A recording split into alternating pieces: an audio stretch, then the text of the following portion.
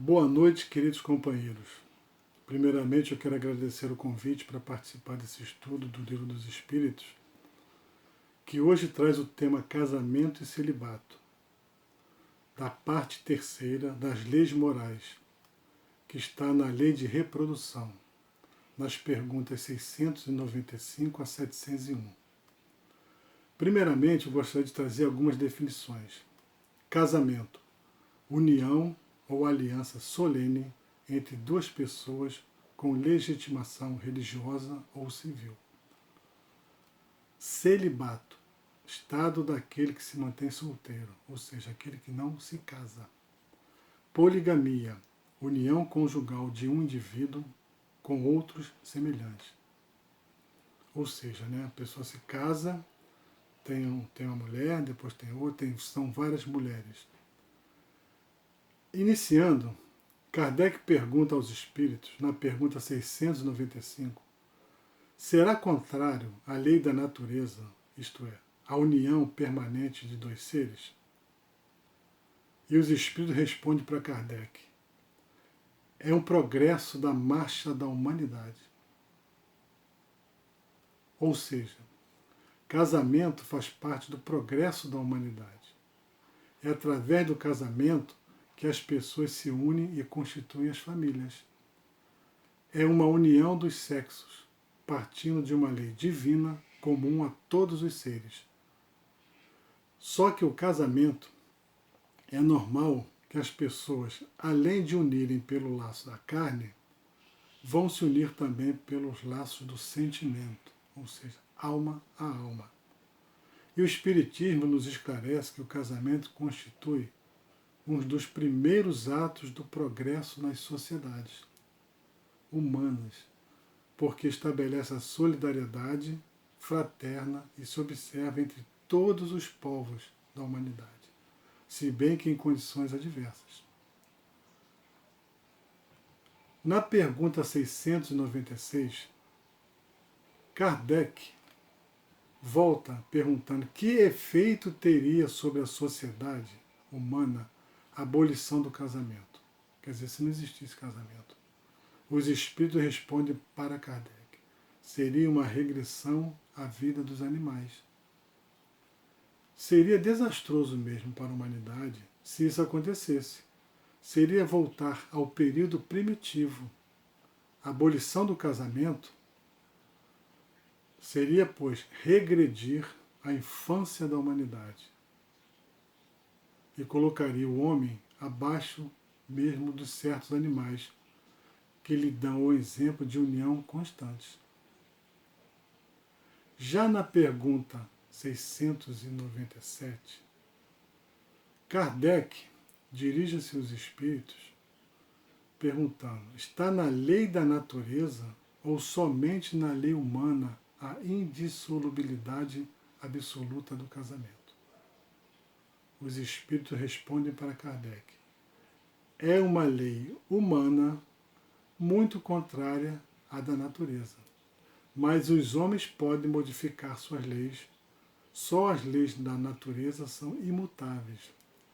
Ou seja, os espíritos respondem para Kardec, que é uma lei, contrária, é uma lei que, por exemplo, é uma lei contrária à lei da natureza. Mas nós podemos e devemos modificar a lei humana quando for necessário. Porém, a lei da natureza, que é uma lei divina, permanece inalterada. Já na pergunta 698, o celibato voluntário representa um estado de perfeição meritório aos olhos de Deus?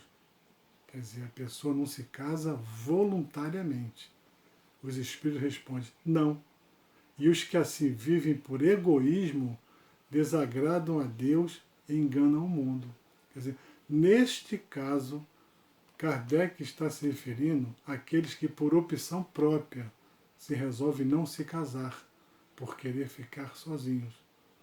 Não quero me casar, não quero compromisso, quero viver só. Eles estão indo contrário às leis de Deus. Às leis de Deus, Na pergunta 699, Kardec pergunta, da parte de certas pessoas, o celibato não será um sacrifício que fazem, com o fim de se voltarem de modo mais completo ao serviço da humanidade? Quer dizer, seria um sacrifício para a pessoa não se casar, uma vez que está desenvolvendo atividades em benefício, em prol da humanidade? E os espíritos respondem para Kardec: isso é muito diferente. Quer dizer, chama a atenção de Kardec. Eu disse que não é aceitável por egoísmo. Todo sacrifício pessoal é meritório, quando feito para o bem. Quanto maior o sacrifício, tanto maior o mérito.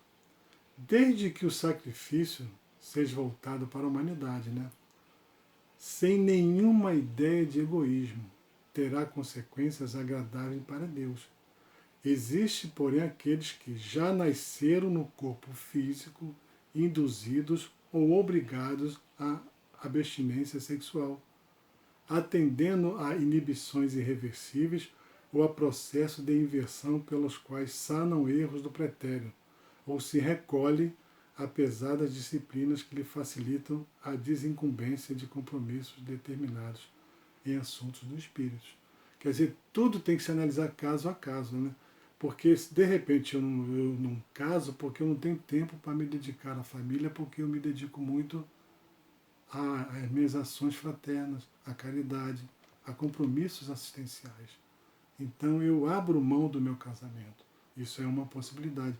E existe aquela possibilidade em que a pessoa já vem realmente para passar por aquela situação. Kardec também trata da questão da poligamia, na pergunta 700, quando pergunta aos espíritos: a igualdade numérica que mais ou menos existe entre os sexos constitui indícios da proporção em que devam unir-se? Quer dizer, ou seja, quanto mais homem tem, quanto mais mulher tem, essa proporcionalidade, quer dizer, eles têm que se unirem, né? E os espíritos respondem: sim, porque tudo na natureza tem um fim. Se tem o homem, tem a mulher. Então a tendência é que eles se unirem. Se existem homem e mulher na mesma proporção, a tendência natural é que eles se encontrem e se casem.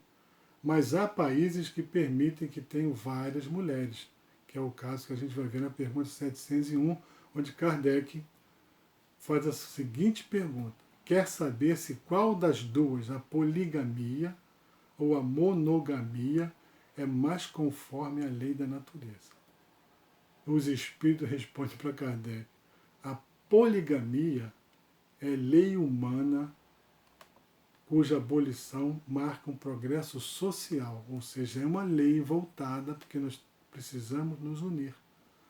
O casamento, segundo as vistas de Deus, tem que se fundar na afeição dos seres que se unem, ou seja, existe aquele interesse, né? Aquele compromisso, né? Aquele sentimento. Na poligamia não há afeição real, há apenas sensualidade. Isso que os espíritos respondem para Kardec, né? A monogamia é uma lei adotada em quase todos os países do mundo e representa um avanço da humanidade, ou seja, né, precisa-se ter essa ideia, não regredir, não deixar que isso seja extinto. Temos a consciência, à luz do entendimento espírita, que há casamentos de amor, de fraternidade, de provação, de dever. O matrimônio espiritual realiza-se alma com alma, representando as demais simples conciliações indispensáveis a soluções de necessidade ou processos retificadores, embora todos eles sejam sagrados. Então, meus queridos companheiros, nós temos que entender através desses ensinamentos dos espíritos, mesmo sendo nesse curto espaço de tempo, né, que o casamento, né, ele é necessário para o progresso da humanidade, né? E o celibato só é aceito aos olhos de Deus aqueles que desempenham, né, ações voltadas em benefício da humanidade, cujos não terão tempo necessário para ter uma família, para se casarem, né? E que possamos levar esses ensinamentos, né, refletir sobre esses ensinamentos para melhorar o nosso ponto de vista sobre esse assunto. Por mais que seja banalizado hoje em dia o casamento, nós temos que entender que o casamento é uma instituição sagrada. É necessário à humanidade, principalmente às pessoas. Agradeço muito a oportunidade de estar aqui. Se cuidem, por favor. Um grande abraço em todos. Muita saudade, mas que Deus irá nos proporcionar novos encontros. Que assim seja. Até lá.